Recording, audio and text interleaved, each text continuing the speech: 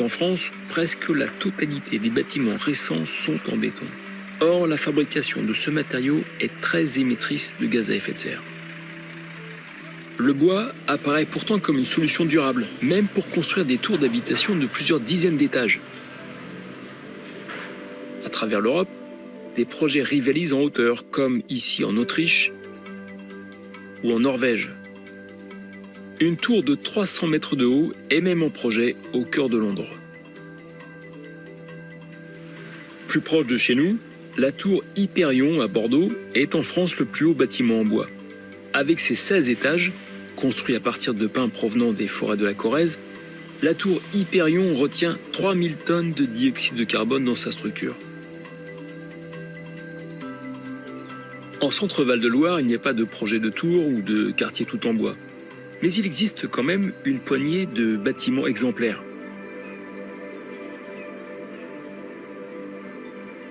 Tout proche d'Orléans, à Saint-Jean-de-Bray, l'un des bâtiments du lycée Gaudier-Bresca est un véritable puits de carbone. Il en stocke 730 tonnes.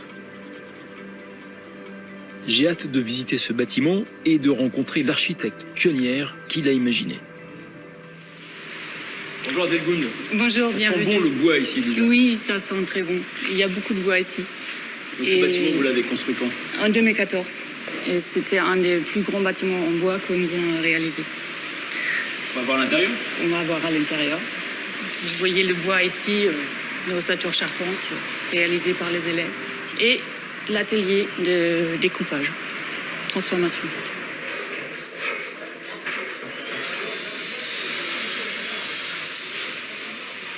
Adelgun Witte a utilisé du bois massif et du bois en lamellé collé, rendant sa construction plus résistante au feu que le béton et l'acier.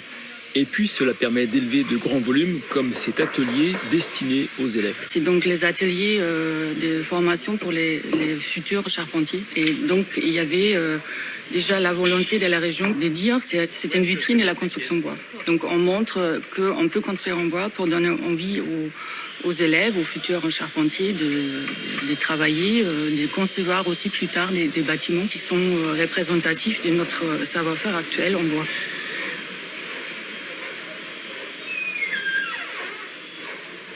Donc l'atelier, tout l'atelier fait 90 mètres de long et 40 mètres de large.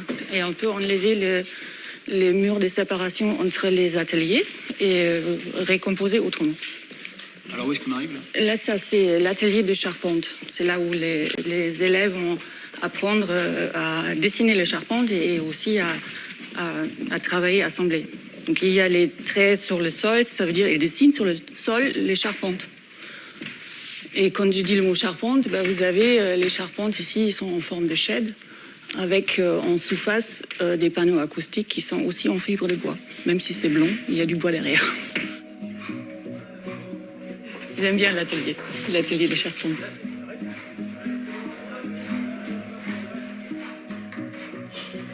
On est un peu sur le retour aux sources. Le bois, il est chaud, le bois, il est agréable en toucher. Chaque morceau de bois est individuel et différent. Donc chaque arbre est différent. Chaque arbre a poussé différemment. Donc ça fait aussi que chaque morceau a une autre histoire, une autre lecture. Et c'est comme dans une forêt, on est dans un environnement qui est beaucoup plus riche et naturel.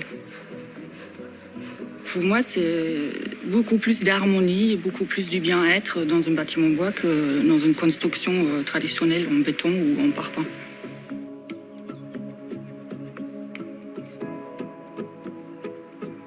Je ne comprends pas cette inertie en France des promoteurs immobiliers, des architectes, à continuer à ne construire qu'en béton. Comment expliquer que malgré l'urgence climatique et malgré ses qualités, le bois ne soit pas davantage utilisé? Le béton est facile. Le bois, c'est ambitieux des fois. Je pense que c'est aussi lié à toute la formation. C'est pas uniquement les charpentiers, c'est eux qui vont réaliser. C'est aussi le maître de l'ouvrage, les architectes qui sont pas assez sensibilisés, qui connaissent pas, qui ont peut-être peur, parce que le bois, comme je dis, est très différent. Chaque morceau est différent. Et chaque morceau est vivant.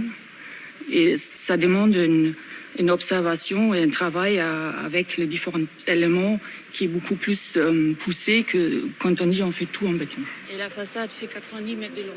Grâce à la construction de bâtiments en bois, les services de la forêt sont rendus directement au cœur du paysage urbain.